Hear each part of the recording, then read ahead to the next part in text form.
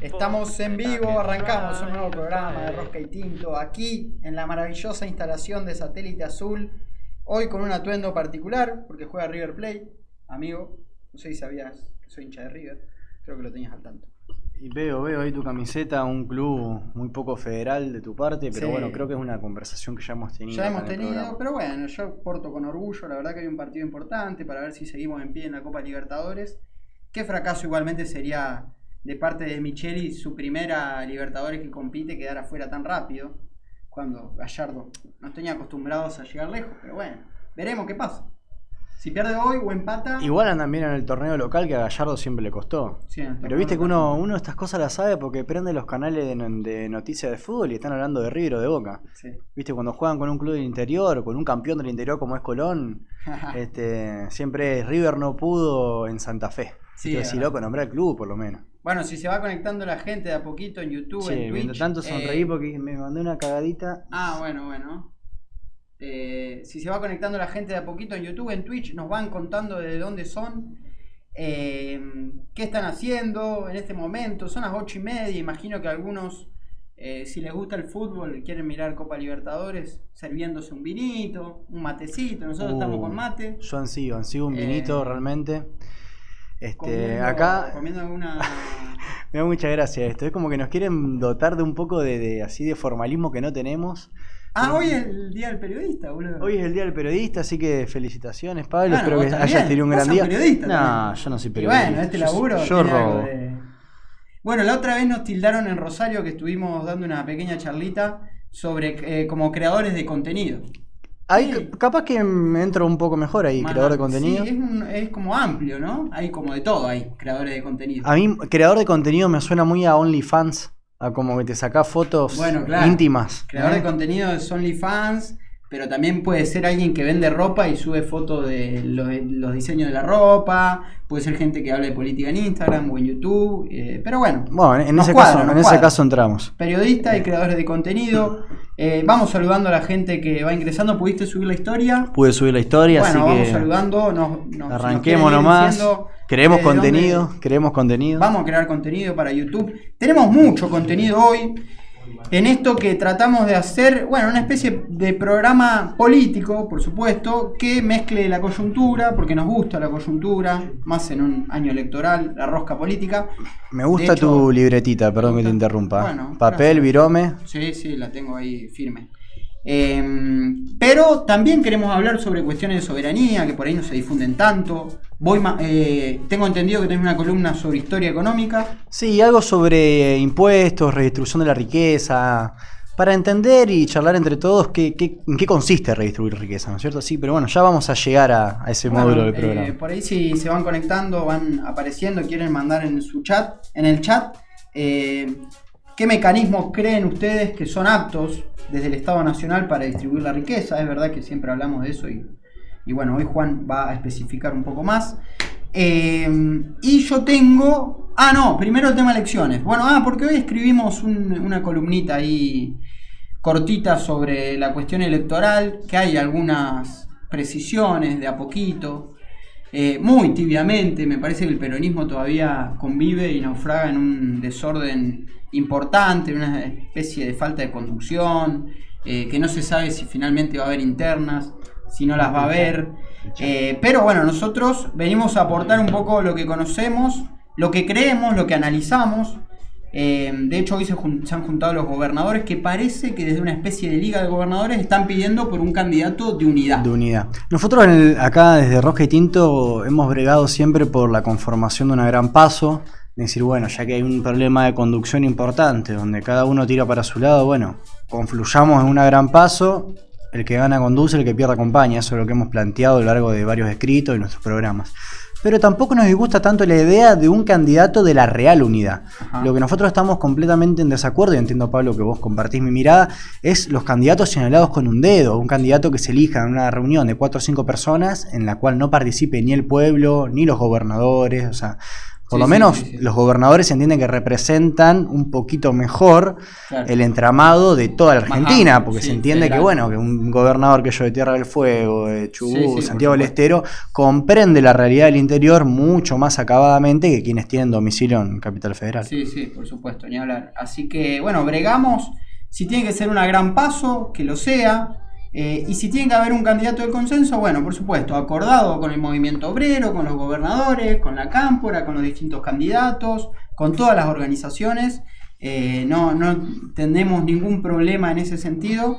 Y creo que es saludable para el movimiento nacional porque se ha demostrado con el tiempo que las elecciones a dedo pueden fallar, como falló con Alberto Fernández. Creo que más allá de que ganó las elecciones, fue una gestión pobre en cuestiones de nacionalismo popular. Bueno, Alberto Fernández sería exactamente el ejemplo de lo que queremos evitar, digamos, una persona que se señaló con un dedo, que está bien, de poder. Evidentemente en términos de estrategia electoral fue muy exitoso porque le permitió al Frente de Todos recuperar la conducción de la Argentina.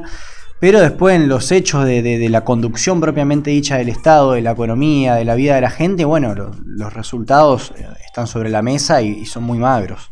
Bueno, así que veremos qué pasa. Hoy incluso se conoció, te contaba esto de los gobernadores, pero además el hecho en la semana de que Macri apoyó abiertamente a Bullrich, que era un poco el análisis que hacíamos en la publicación de hoy. Lo apoyó un poco con la excusa de que Larreta se quiso unir a Schiaretti, armar un poco algo. Yo eso no entendí muy bien. ¿Cómo fue? Schiaretti pidió estar en el PRO y Macri le bajó el pulgar, una cosa así. Es medio un acuerdo que venía en tratativas entre Larreta, medio subterráneo, medio por abajo, y Schiaretti. Había conversaciones, básicamente. También Spert estaba por sumarse. Digo, fíjate la amplitud, porque Schiaretti, un peronismo clásico. En realidad está mal dicho clásico, el peronismo clásico es lo mejor que hubo, así que no es peronismo clásico, pero bueno, un peronismo antikirchnerista y del otro lado un libertario extremo, una mezcla ahí y entre medio del PRO, tratando de unir todo eso. Finalmente, cuando esto sale a la luz públicamente, Macri se entera, porque fueron tratativas por debajo. ¿Y cuál es el problema de Macri con Schiaretti? Y para mí son cuestiones de egos, de personalismo, no sé por dónde pasa, o miedo al liderazgo. Pensemos que Schiaretti es gobernador de Córdoba, es un tipo poderoso, con muchos años arriba de hacer política, en una provincia poderosa. Yo me imagino que detrás de cualquier decisión de Macri debe haber una chiquilinada tan pelotuda. No sé, debe ser que no le quiso prestar la casa de fin de semana en Suiza, una cosa así, una pavada de eso. Yo creo que ellos tienen el mismo problema que tenemos nosotros y que tiene en realidad la clase política argentina, que es una vanidad absoluta y un ego muy alto a la hora de definir listas, de construir política, que es algo propio de esta época. Me parece que antes, época 50, 60, 70, no existía un ego, al menos tan grande, ¿no? Ambiciones tan desmedidas. Yo entiendo que desde mi punto de vista que volvemos al problema con el que iniciamos, que es la falta de conducción. En el 60, si tenías un problema de egos, mandabas una carta a puerta de hierro y te la contestaban y se terminó. Claro, digamos, ¿sos o no sos? Te bajaba el comunicado del comando superior y te tenías que exiliar o te tenías que quedar o se terminaba tu carrera dentro del peronismo. ¿Pero por qué? Porque había una conducción que era la de Perón, que era muy sólida y a la que el resto de las bases respondían. Hoy no está eso, entonces está abierto el juego para cualquier tipo de acuerdo, cualquier tipo de posicionamiento político, hasta cualquier tipo de medidas, digamos. Tenemos dentro del frente peronista o el frente de todo, lo que querramos entender, posiciones económicas y sociales que son muy diversas. Sí, contrapuestas incluso. Tenemos espectadores que se van sumando. Si nos quieren escribir al chat contándonos de dónde son, qué están haciendo. Propusimos recién la consigna de cómo creen que se puede distribuir la riqueza, cuáles son las herramientas desde el Estado o cuáles creen que pueden ser las más adecuadas en un contexto como este. Pero en definitiva es, con lo que decíamos recién, la cuestión electoral, una aceptación directa de Macri para Patricia Bullrich, es decir, Macri, el jefe político del PRO, yo creo que sigue siendo el jefe, se definió por Bullrich, denostando un poco al pelado Larreta, y yo un poco me puse contento. Yo voy a explicar por qué, no porque ande muy metido en cuestiones internas del PRO, es lo que menos me interesa, pero el análisis, lo que venía pensando, incluso lo charlábamos un poco, lo debatíamos. Mi análisis quizás no coincide con el tuyo, pero me parece que si Macri apoya a Bullrich, siendo Macri el jefe político, moviendo una estructura a favor de Patricia Bullrich, que es lo que le faltaba a esta candidata, me parece que tiene más grandes chances de vencer a Larreta. Digo especulando un poco. Y esto permitiría tener en una instancia general el candidato del peronismo, que veamos quién va a ser, Larreta por un lado y... Bullrich por un lado y Milei por el otro. Es decir, va a ser un escenario de tercios, pero donde dos de los candidatos van a ser muy parecidos. Porque Bullrich y Milei son parecidos en términos de extremismo político. Lo que proponen, con dura y demás. Y después, un peronismo... Andan los dos siempre despeinados. Despeinados, medio zaparrastrosos los dos, públicamente siempre equivocándose, insultando, haciendo mamarrachos. Sí, ambos como que representan a una porción grande de la sociedad, digamos, que es violenta, que está enojada, que es zaparrastrosa. Y lo interpelan. Hay gente que viene a hacer programas en vivo con la camiseta de River, por ejemplo. Así que bueno, me parece que es un escenario, digo, en esto para quitarnos el derrotismo de arriba, me parece que Jauretche ya lo decía, nada bueno se puede hacer sin alegría. Y empezar a militar con la idea de que se puede ganar. Bueno, no va a ser una elección fácil, pero en esta instancia, en este contexto, quizás con un candidato de consenso que mida, fuerte, y que bueno, represente al peronismo realmente, me parece que se puede ganar estas elecciones y bueno, vamos a militar por eso. Pero no mantener la cuestión de la negatividad y el derrotismo, porque si no va a ser realmente complicado. No sé, bueno, en definitiva no sé quién puede llegar a ser el candidato nuestro, veremos qué pasa. Pero el candidato nuestro. No, el candidato del peronismo, pero bueno. A mí me gustaba Grabois, pero todos los dedos apuntan a que se va a bajar, ¿no? Incluso su misma energía electoral bajó drásticamente las últimas semanas. Sí. Algún acuerdo con Guado, seguramente, del que es amigo personal. Yo creo que ya más o menos se va sabiendo que va a ser Guado el candidato. Y Grabois ya dijo hace tiempo que si es Guado él se baja. Imagino que hay ahí una exigencia de Cristina también. Y bueno, me parece que no va a disputar. Veremos qué hace el Chivo Rossi, veremos qué hace Daniel Scioli, pero me parece que podemos dar pelea. No me disgusta Guado. Ojo. No me disgusta. No me disgusta Guado. Tampoco es el candidato que más me gusta. Creo que no tiene que ser una persona bendecida, vaciada de poder. En ese sentido, que tiene que ganar una PASO o en todo caso acordar, no ser el candidato del consenso, pero no, creo que es un candidato interesante. Yéndonos un poco de la coyuntura política, que por ahí siempre estamos, no tanto nosotros en nuestro espacio, pero bueno, sí la agenda está inserta siempre en esta cuestión. Y estamos en un año electoral, así. Año electoral y bueno, la rosca, y el tinto. Este tipo de debates está presente todo el tiempo en los medios de comunicación, pero bueno, también nosotros desde aquí queremos hablar un poco de algo que trascienda el presente inmediato, el cortoplacismo, hablar de cuestiones de soberanía, de historia, de análisis político un poco más profundo. Y lo que hay en estos momentos es una noticia importante con respecto a el vencimiento de las concesiones de represas hidroeléctricas. Ahí, Rama, no sé si tenés para poner la imagen a nivel país de las distintas represas hidroeléctricas que hay, pero ya le vamos a ir mostrando. Mientras tanto le mandamos un saludo a Nahuel, que nos está escuchando desde Ushuaia, así que mandamos un saludo grande a la compañerada de Ushuaia. Yo recuerdo muy patente que a poquitos meses que habíamos arrancado con la página, nos habíamos comunicado en un ida de vuelta bastante fluido con un compañero de Ushuaia, al que hoy no recuerdo el nombre, pero me acuerdo que incluso hasta nos había invitado incluso a participar de alguna actividad allá, podríamos reflotarlo.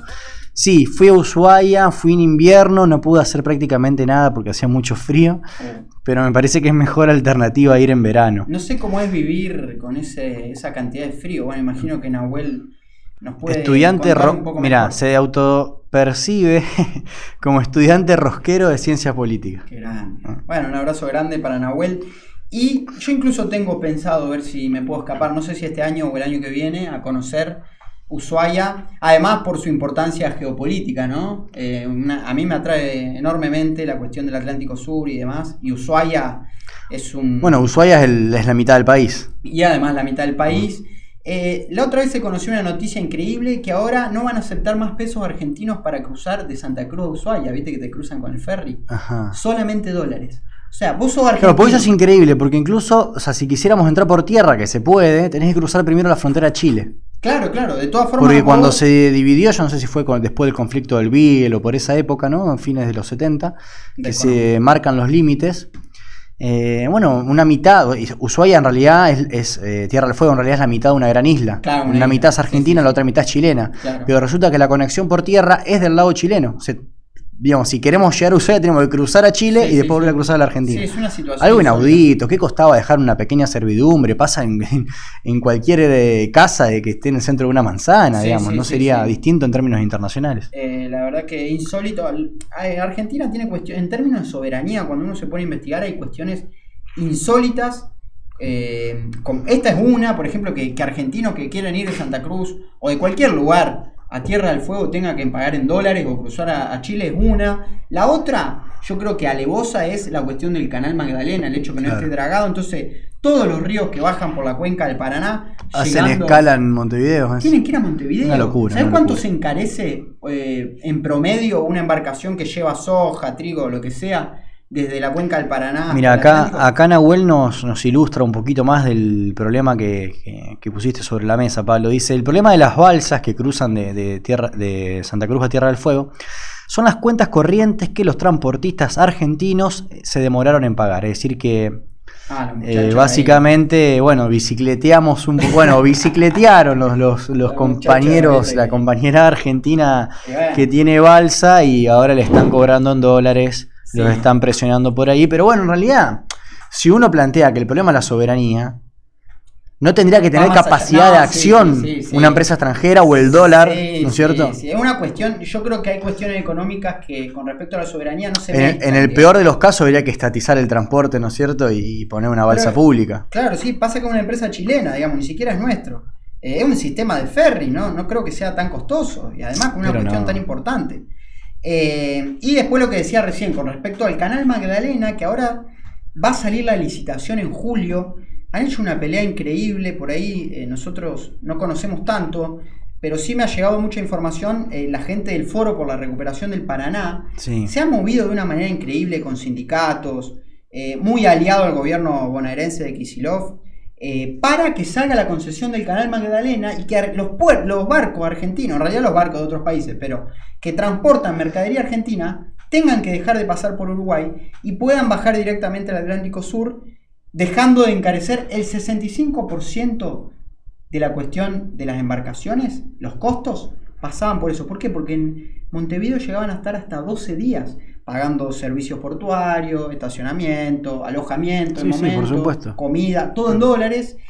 Y vos fijate que desde Tierra del Fuego, Nahuel lo debe conocer bien, pero la otra vez leía que los camiones de Buenos Aires hacen 3.000 kilómetros en camión, muchísimo más caro, en vez de ir en barco, que sería mucho más fácil. ¿Pero por qué? Porque se demoran en Montevideo, entonces les conviene bajar en camión, lo hace más rápido, pero con un costo mucho más alto. Estamos sacrificando un montón de nuestra soberanía, un montón de dinero, capaz que millones de pesos, de dólares por año. Y otro dato más, es demasiado ineficiente el sistema. No se comprende cómo puede ser que algo funcione tan mal y nadie lo solucione. Bueno, dijiste que Kicillof está haciendo fuerza, haciendo músculo para que eso se arregle. Mucho la gente de... nos dice que no tiene capacidad para grandes barcos, Ushuaia, pero dicen que en Río Grande, la otra vez leía que habría que construir un barco pensando en estos términos, pero claro, él me habla de Ushuaia. ¿Cómo es? Y bueno, una gran batalla que se ha llevado adelante y parece que es una victoria, porque el canal Magdalena se va a habilitar. Se va a habilitar ahora en julio. Así que una gran noticia en términos de soberanía. Y hablando de soberanía, Ramiro, ¿pudiste conseguir la imagen? Todavía no, parece que la producción hoy está... Bueno, pero comienzo a relatar un poco la noticia. Ya va a aparecer en pantalla un mapita que nos va a demostrar las represas hidroeléctricas que hay en el país. Pero hablando un poquito de las represas, nosotros con Pablo les contamos a la audiencia, estuvimos reunidos hoy al mediodía. Sí. Él ya había almorzado, pero yo mientras tanto me preparé un arroz con atún. Y estuvimos investigando un poquito, porque él me mostró el mapa que quiere que salga ahora en pantalla, de cuáles eran las represas que tiene la Argentina. E indagando un poco, nos dimos cuenta que 19 de esas represas las mandó a construir o las finalizó la construcción durante el primer plan quinquenal, o sea, durante el primer gobierno de Perón. 19 represas, yo no sé, a mí me quedó sonando porque realmente es muy llamativo. Vemos que la historia, a los que son peronistas por ahí juzga distinto, pero digo, esto que decís vos, de hecho, hay distintas construcciones de represas en Santa Cruz y dicen que son mega obras y los proyectos de infraestructura más grandes y más importante del país, y sin embargo son 2. Imagínate que vos dijiste recién que el peronismo hizo 19 en 3-4 años. Pero ahí está la importancia de tener cuadros técnicos preparados y además una planificación. El plan quinquenal en definitiva fue eso, la capacidad de planificar a largo plazo y llevado a cabo de una manera magistral. Pero bueno, represa hidroeléctrica, no sé si se pudo conseguir la imagen. ¿No se puede compartir pantalla? No se puede en este momento. Bueno, vamos contando igualmente la noticia. Una cuestión importante, que en agosto, ¿qué hizo? Carlitos Menem concesionó, privatizó un montón de cosas. Por ejemplo, la hidrovía, la privatizó en el año 90, pasaron 30 años, y esa privatización, esa concesión venció, porque vencía a los 30 años. Entonces, en 2020 el Estado se hizo cargo, bueno, toda esa tramoya. En el 93, Menem hace lo mismo con las represas hidroeléctricas, la privatiza a corporaciones extranjeras, en muchos casos, otras a empresas privadas, nacionales, como Pampa Energía, de Marcelo Milling, que hoy maneja un par de represas, un jugador importante. Pampa Energía. Sí, y ahora vencen en agosto. Entonces está el gran debate de qué va a pasar con estas represas hidroeléctricas. ¿Van a quedar en manos del Estado o van a seguir en manos privadas? Teniendo en cuenta que la energía, esto ya lo decía Scalabrini Ortiz, es un resorte estratégico para el desarrollo de una nación. Sí, mira, Pablo, yo me recibí presentando el déficit energético del 2013. Claro. No lo hago para chafiar, pero digo... Es tan importante la soberanía energética en un país que te puede determinar el fin de un ciclo. Es decir, hasta el 2013 el país venía creciendo incluso a tasas chinas, con el superávit fiscal de Néstor, los superávit gemelos, la reactivación de la industria, hasta que básicamente nos quedamos sin luz. Y hubo que importar la luz, y a partir de la importación de luz se necesitaron más dólares, y como no había dólares arrancó el cepo, y empezaron los cortes de luz, y el malestar, y etcétera, etcétera, etcétera. Sí. Y lo que tuvimos fue una gran crisis energética. Sí, sin dudas. La energía fundamental. En un país con los mejores vientos del mundo, con uno de los mejores soles del mundo, con ríos que tienen saltos, o sea que se puede generar hidroelectricidad, con potencialidad nuclear. Sí. Y con grandes reservas de gas. O sea, es algo inaudito. Es el país que debería estar alimentando de energía al resto del planeta. Sí, Argentina no sé cuánta energía. Y andamos importando energía de Bolivia. Gas licuado, es verdad. El hecho es que el gran debate, ahora en agosto empiezan a vencer las represas hidroeléctricas de la región del Comahue. No sé si está el mapa para exponer ya. Ahí Ramiro va a poner la producción aquí de Satélite Azul, que agradecemos. El mapa de las represas hidroeléctricas que se encuentran en Argentina, que están distribuidas en 3 categorías, ahí podrán verlo ustedes. Yacyretá y Salto Grande, que son empresas binacionales. Después hay una sola empresita de Córdoba, que está administrada por la provincia de Córdoba, y todas las demás son privadas. ¿Cuáles vencen? Ustedes ahí van a ver en el río Limay, en la unión entre Neuquén y Río Negro. Fíjense que hay un montón de puntitos rojos, que son todas represas, que están en el río Limay porque tiene una gran capacidad geológica por los saltos que decía Juan recién, por la fuerza del agua para producir mucha energía.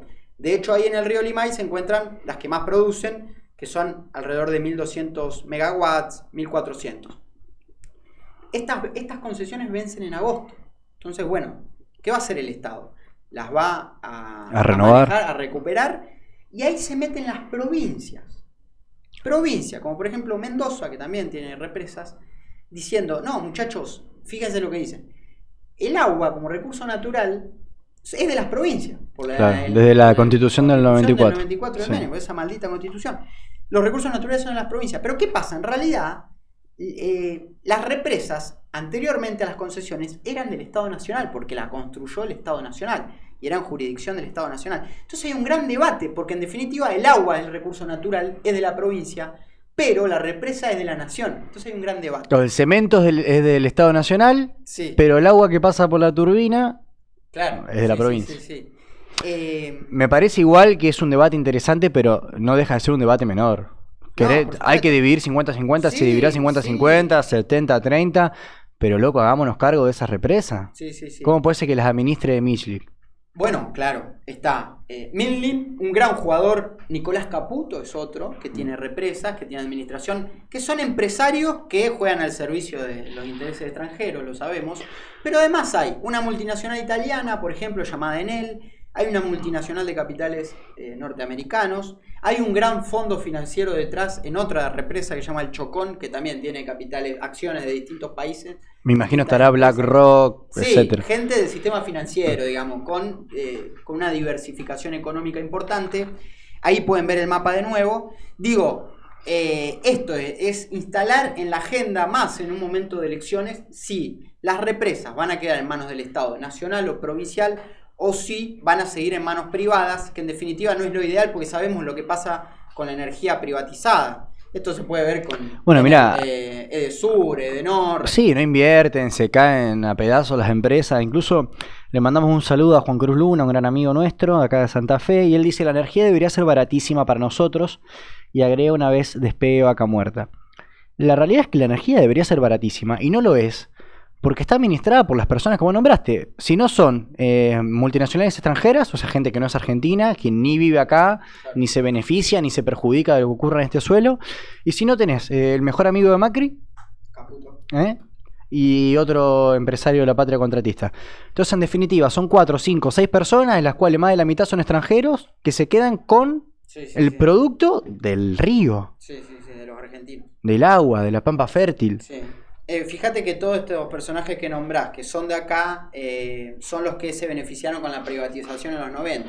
Nunca estuvo tan claro el enemigo, a eso quiero llegar, ¿no? Claro, por supuesto. Digo, fíjense, estamos hablando de algo central, la energía del país, lo que va a mover a la industria y lo que va a decir si Argentina se industrializa o no, básicamente. A ver, ¿por qué Estados Unidos invade a Irak? Por el petróleo. ¿Por qué este quilombo entre Rusia y Ucrania? En gran parte por el gas. Hay otros elementos, pero el gas es un... Sí, la energía. Digo, la energía modela la geopolítica mundial. Ahí Nahuel dice que, y si no la Corte te bloquea los decretos de servicios públicos, claro, bueno, también sobre la Corte hay que... Bueno, a ver, Caputo, Milik, las multinacionales extranjeras, la Corte Suprema, responden todas a un mismo, digamos, al mismo entramado de poder que no es el nacional y popular. No. Por eso digo, el enemigo está claro, no importa si tiene la corbata de un juez, No, claro, si tiene, qué sé yo, si hablan inglés o si hablan español. por supuesto. Así que esta es la situación con respecto a las represas hidroeléctricas, vencimiento de las concesiones, empezar a instalarlo en la agenda pública, más en un año electoral, porque bueno, bueno, hay otra imagen que te pasé, la de los gráficos, me olvidé de pasarla, ya te doy lugar para tu columna. Tranquilo. Que es una imagen bárbara porque muestra la matriz energética del país. Ustedes pueden ver ahí, yo tengo algunos problemas visuales, voy a acercar el teléfono. Fíjense cómo se produce electricidad en Argentina. Con centrales térmicas, es decir, que funcionan con gas básicamente. Claro, que queman combustibles fósiles. Queman combustible. Bueno, eso es lo principal, fíjense que es el 61%. Después está la energía hidráulica que tiene un 22%, que es la que estábamos hablando de nosotros. Es decir, es la segunda fuente de energía eléctrica del país, las represas hidroeléctricas. Y son esas las que vencen. Por eso la importancia de dar un debate nacional con respecto a este tema. Después la energía nuclear tiene un 7%, la eólica un 7%, y después, bueno, hay energía solar muy poco, 1%, y biomasa, biogás, con 0,3%, que eso tiene que ver con los residuos o con distintos elementos de subproductos agrarios. Pero digo, es muy importante el componente de la energía hidráulica en nuestro país. Así que nada, es algo para darle bola. Y además porque es una energía verde, viste que vamos hacia una transición donde la idea es que las centrales térmicas... Ahí estaba viendo, no parece muy verde el cuadro de la Argentina, ¿no? De hecho, está bueno que salga en rojo lo térmico.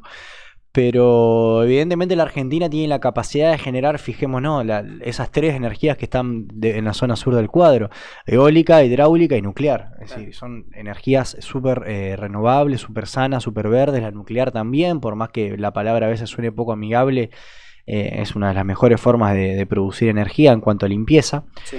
Entonces, y de hecho, la Argentina es uno de los pocos países que tiene la capacidad de generar energía nuclear. Entonces, Sí, y que tienen ciclo completo también. Hay que tener en cuenta eso, el ciclo entonces completo de la esas energía cosas nuclear. hay que valorarlas, hay que ponerlas en juego y sobre todo controlarlas. Que el Estado somos todos, tiene que tener la capacidad de influir Sí, sobre sí, esa sí, sí, generación sí. de energía. Sí, sí, por eso un debate muy interesante el que se viene y a estar atentos, básicamente. Te Bueno, dejo lugar a vos. sí, en realidad la columna se puede continuar con lo que venimos hablando, porque nosotros queremos que el Estado controle la energía porque entendemos que eso va a beneficiar a la mayoría de los argentinos. Si no pensáramos eso, ni siquiera lo nombraríamos, no lo traeríamos a colección del programa. ¿Y por qué entendemos que el Estado, sí tiene los resortes de la energía, puede favorecer a la mayoría de los argentinos? Bueno, porque el Estado tiene la capacidad de redistribuir la riqueza. Claro. Es decir, aquello que hace un todo y que es el producto de los bienes y servicios que la Argentina fabrica y que tienen un precio, que tienen un valor económico, el Estado puede, a través de distintas medidas, decir, bueno, a cada argentino le tocará un pedacito de tal magnitud. Habrá algunos que le tocará más, algunos que le tocará menos. Para eso tenemos un sistema capitalista Claro. que lo diagrama y lo ordena de determinadas maneras, pero el Estado ahí tiene la capacidad de influir. Por lo menos alguien que no es libertario, alguien que entiende que el impulso estatal es muy importante, así lo ve y lo analiza, y los peronistas somos de esa cepa. Pero ¿qué es redistribuir la riqueza? ¿O cómo se hace? Porque suena hermoso, o sea, todos queremos que los que la están pasando mal la empiecen a pasar bien, y Sí, que sí. ganemos todos un poco más, y que los tipos que se enriquecen a costa del otro empiecen a ganar un poco menos, ¿no es cierto? Bueno, etcétera. Eso es hermoso e idílico.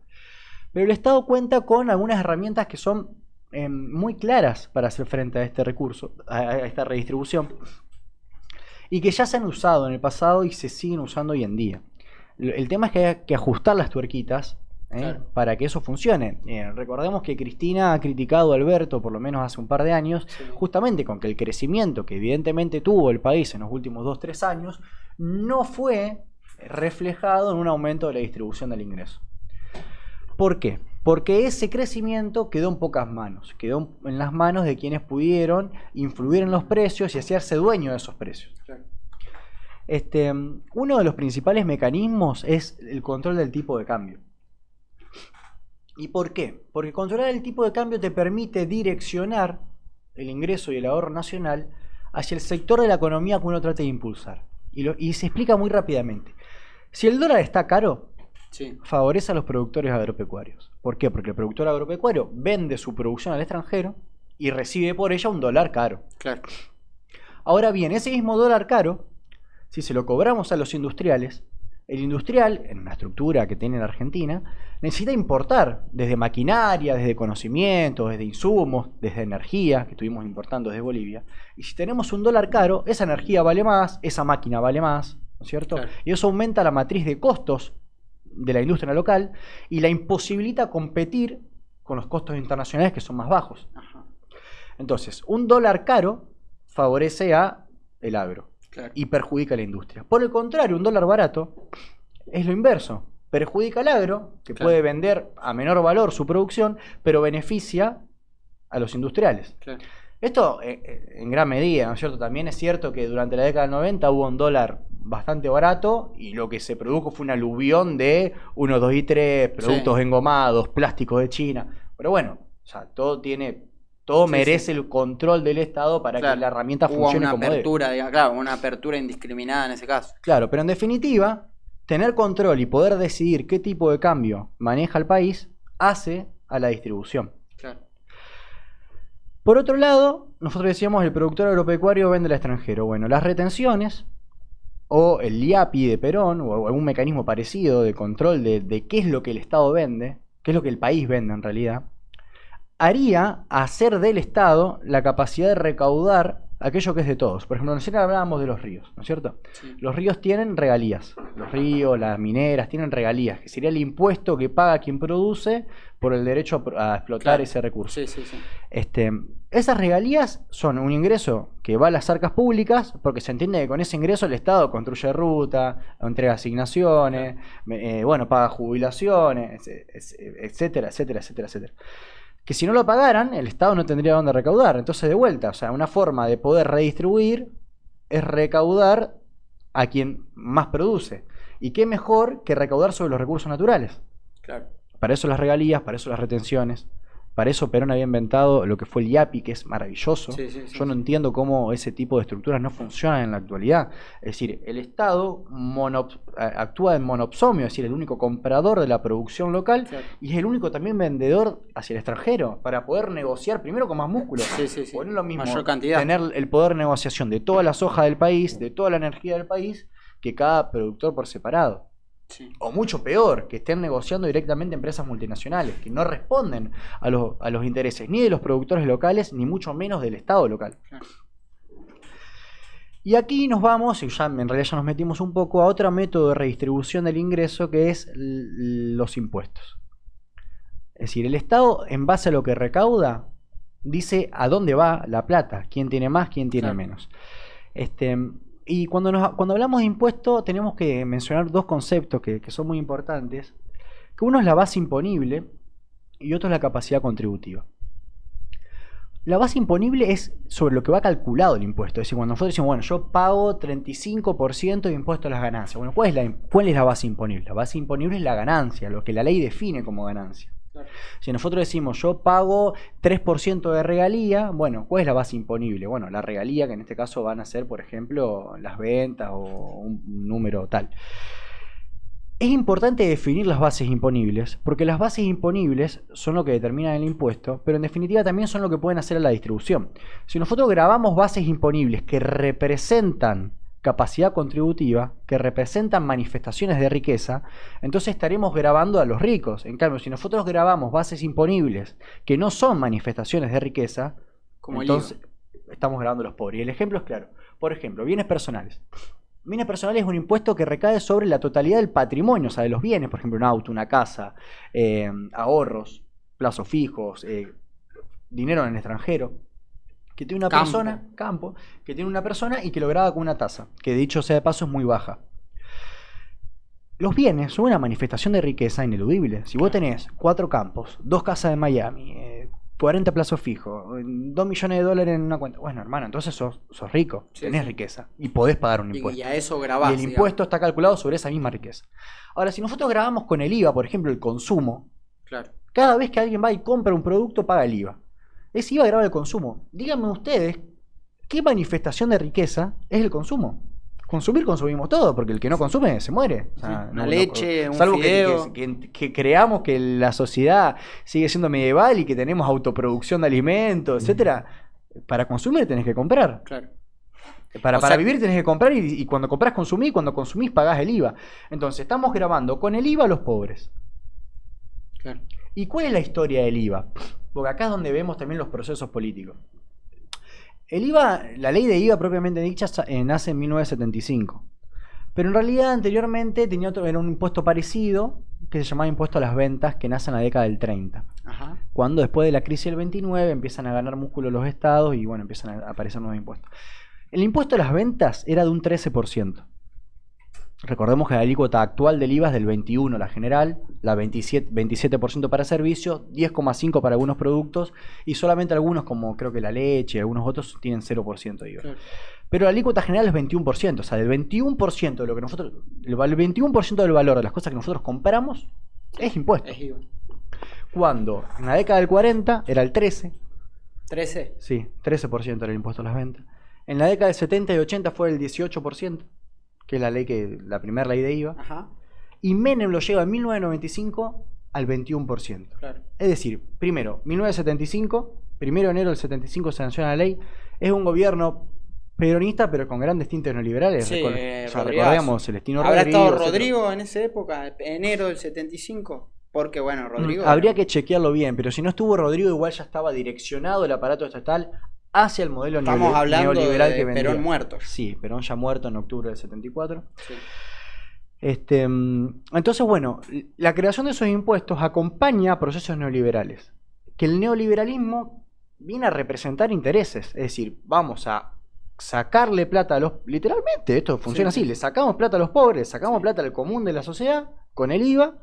¿Y qué hacemos? Bajamos bienes personales. Claro. Fíjense que uno de los promesas de campaña de Milei es eliminar los bienes personales. Sí. ¿Por qué le molesta tanto a Milei bienes personales? Y bueno, porque él representa sus Sí, intereses. sí, sí. Y bienes personales es hoy el 1,5%. Bienes personales, así se denomina el impuesto. Se llama así, impuesto a los bienes personales. ¿Hay otro impuesto que grave la riqueza que tenga nombre? Mira, que se supone que todos los impuestos deberían gravar riqueza.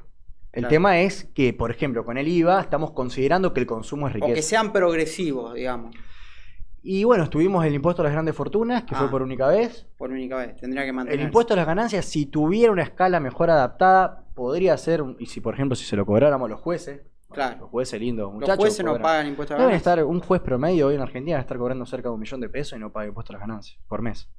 Sí, no sé si más. Entonces, bueno, si el impuesto a la ganancia estuviera bien aplicado, podría grabar riqueza y ser redistributivo. La realidad es que mucha gente lo paga y no debería pagarlo. Sí, gente que... Y Bueno, ahora se subió el piso, ayer. Sí, 880.000. No sé, creo que si Me ganaba queda más más de razonable. 800 lucas... Entras en un... No, en- yo creo que los jueces ganan más, me parece. Los Más de jueces un ganan palo. mucho plata, sí, Sí, y no lo pagan. Entonces, bueno, la matriz impositiva hace, bueno, ingresos brutos que cobran las provincias, por Dios, impuestos regresivos si los hay. Ingresos brutos graba ventas y no tiene en cuenta en las ventas ni siquiera el costo de esas ventas. Claro. Es decir, si vos vendiste 10 y fabricarlo te costó 9, igual pagás sobre 10.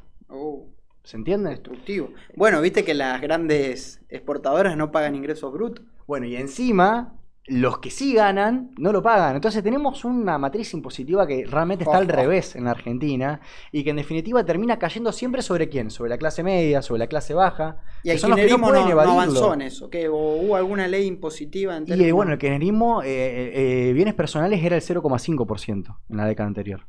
Y lo llevó a 1,5% para los bienes radicados en Argentina y para el 2,5% para los bienes que uno tenga radicado en el fuerte. extranjero.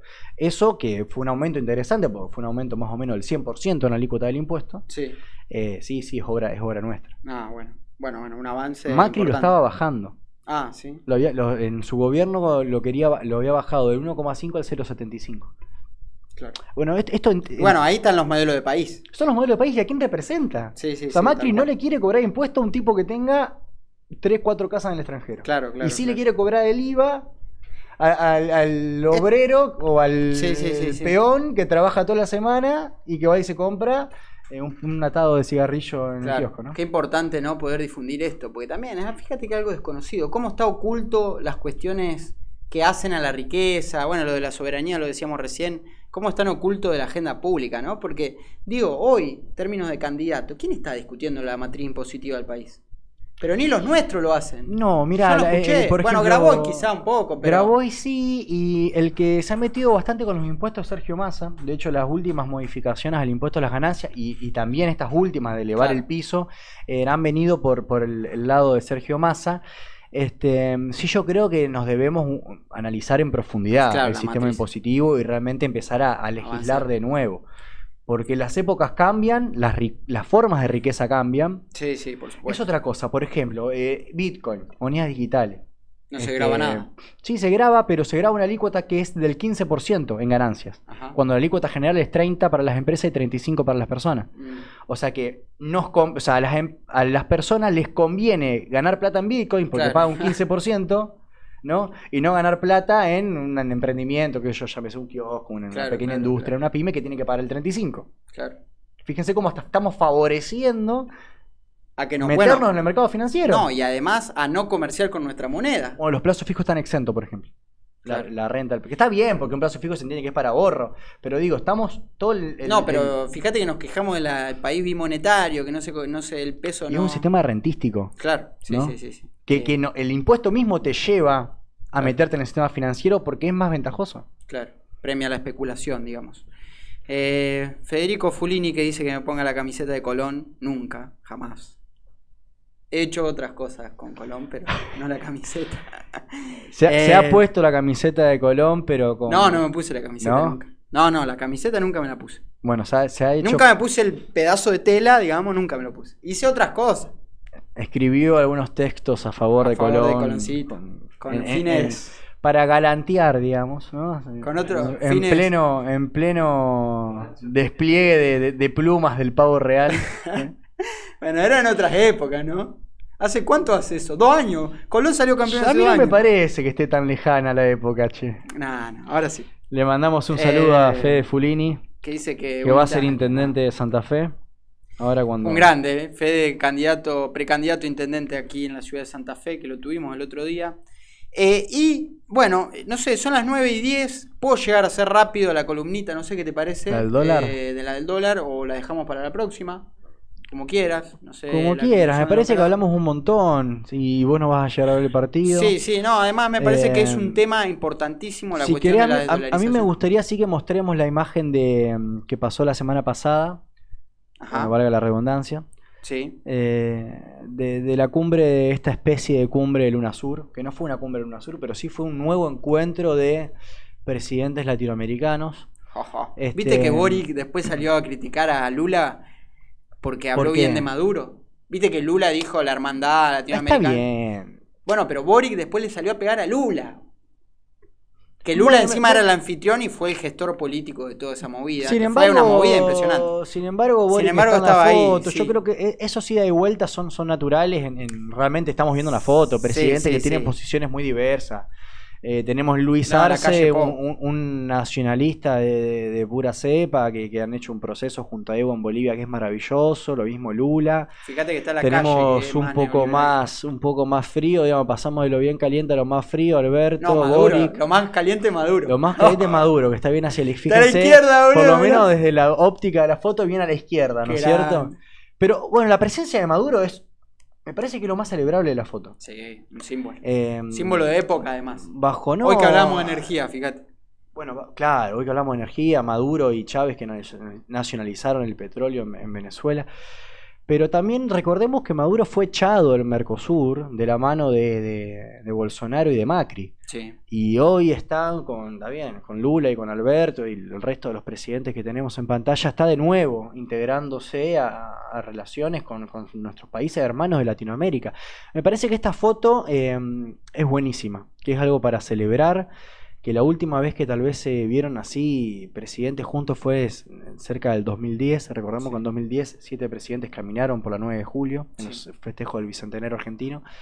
Y tuvieron que pasar 13 años para que se vea una Se foto vuelve a ver esa parecida. foto. No, es que el momento geopolítico es especial para que se dé esta...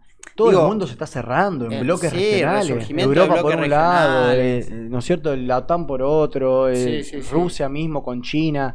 Y Pero- nosotros vamos a salir a integrarnos al mundo ahora a ver que... No, te No, van a no, comer no, vivo. no. Tenemos que... Además, nuestro principal socio comercial es Brasil. Sí. No, y además ¿Qué duda sabemos, cabe? históricamente se sabe que Argentina, con el mercado interno tan chico que tiene, sin una integración comercial de mínima, no tiene futuro como gran nación. De ahí todos los objetivos políticos de Inglaterra, de Estados Unidos para dividirnos. Pero no, que pensaba recién, que me olvidé de decir cuando hablábamos de las cuestiones hidroeléctricas, ya para ir cerrando, aporto este dato, que había 2 grandes proyectos que eran la represa Jorge Zepernik y la represa Néstor Kirchner, que se iban a construir en Santa Cruz, que la llevó adelante Cristina en su gobierno, que Macri las detiene y que Alberto muy tímidamente vuelve a ponerlas en camino. Recién ahora están llegando turbinas, digo, muy lento. Fíjate que ya termina el gobierno de Alberto. Bueno, obviamente con la pandemia y todo. Pero digo, los vaivenes de la política internacional argentina. Si el movimiento nacional vuelve a perder este año, vuelve a asumir el macrismo, es de nuevo abandonar proyectos como esos, que son enormes, con una financiación muy grande, y abandonar proyectos como por ejemplo Atucha 3, que Estados Unidos está haciendo un lobby feroz para cancelarlo. Digo, qué podrido que deben estar los chinos, lisa y llanamente, de la política, no solo los chinos, pero digo, Que ¿cómo te presto, Argentina? que no te presto, que lo Es una haces, que no lo locura. haces. Digo, no, a ver, a mí me importan muy poco los chinos en términos de lo que crean sobre nuestro país. pero sí en cuestiones materiales de financiamiento. No, pero esto que pasa a los chinos pasa hacia adentro también. Es la misma incertidumbre de los vaivenes políticos de la Argentina. Tenés 4 años de un determinado tipo de cambio, una determinada política de tasas, etcétera, etcétera, etcétera. Y después tenés 4 años de lo inverso. Sí, sí, es sí, imposible es una locura. prever en la Argentina. No, además los ciclos son cada vez más cortos. Le pedimos a una empresa naciente que proyecte de acá 10 años y es imposible. Sí, sí. Fíjate además que los ciclos, antes el ciclo neoliberal, bueno, en los 90 duró una década. El ciclo nacional popular duró una década con Néstor y Cristina. Ahora dura Después meses. llega Macri, ahora Alberto, y ahora es muy probable, no lo sabemos, ojalá que no. Pero digo, fíjate cómo se va alternando constantemente. Cada vez duran menos los ciclos. Y vos en 4 años no haces nada. No, es muy nocivo, es muy No nocivo. haces nada, menos con los bloqueos que hay en los ministerios, con todos los quilombos de la interna y demás. Sí, con lo que cuesta poner en marcha también el aparato estatal para que te responda, para que gestione. Bueno, le mando un saludo a mi hermano. Mira, me dice que me está viendo y me manda un saludo por el día del periodista. Sí, un abrazo grande a Martín, que está desde Córdoba conectado a Satélite Azul. Y bueno, vamos cerrando. Son las 10, las 9:10. 9:30 juega River Plate por la Copa Libertadores. Tenemos un ratito hasta llegar allá, a mi casa. Así que nada, nos vamos despidiendo. Bueno, queda lo del dólar. Queda lo del dólar ya la tercera semana que lo postergamos. La postergamos. Encima un tema. Vamos a estar hablando de la dolarización con la dolarización, me parece. Sí. No, pero se está llevando un proceso de desdolarización loco, la verdad, abismal. En el mundo. En el mundo, sí, en todo el mundo. Asia, África, China fundamentalmente. Nadie quiere los dólares. Bueno, nosotros mismos. Sí. Massa estuvo en China justamente acordando pagar en yuanes, ¿no? Sí. Bueno, fíjate, los chinos pasaron desde 2012 a comerciar 0% con yuanes a nivel internacional a pasar en 2023 al 48%. No, o sea, mitad de su comercio mundial pasaron a solo en yuanes. En 10 años. Claro. Lo que decía, bueno, yo de una nota del analista decía, es increíble cuando los chinos arrancan algo, digo, las tasas de evolución que tienen. Es una locura. Como todo tan rápido y muy masivo, ¿viste?